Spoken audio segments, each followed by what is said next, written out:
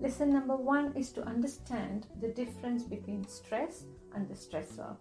The book calls for the need to understand the difference between the stress and the stressor. Stressor is actually the external factor, like say for example a traffic jam, getting late to work, or anything that is happening in the outside world. While stress is the psychological reaction that is happening inside our body, like say the uneasy feeling that goes on.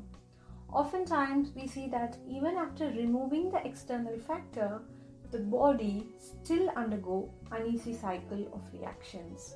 So we need some kind of language to communicate to the body and something to tell to the body that everything is safe now and it can completely relax.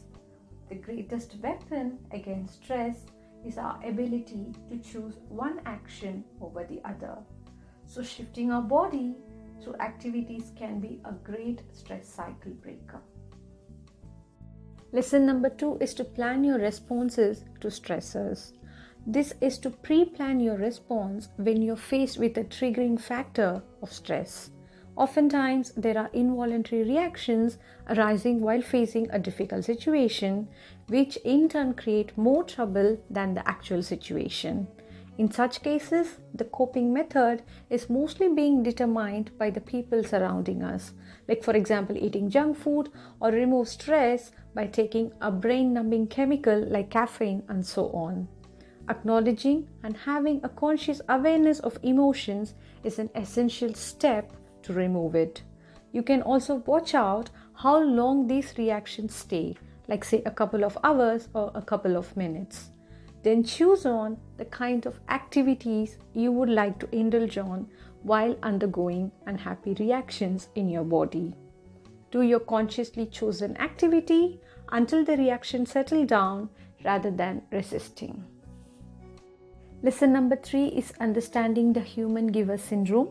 Have you ever had this feeling like how much ever you work hard, it's not enough and you need to do more? This often happens to us when we love and care and not form boundaries and think about when we should limit that. Over time, it leads to drained out emotions and there is no sense of fulfillment even after achieving so much. The authors suggest fitness regimes in order to naturally overcome this kind of chronic stress. Exercises complete the stress cycle by bringing the body in full action. There could be other alternatives like music, art, and books to complete this stress cycle process.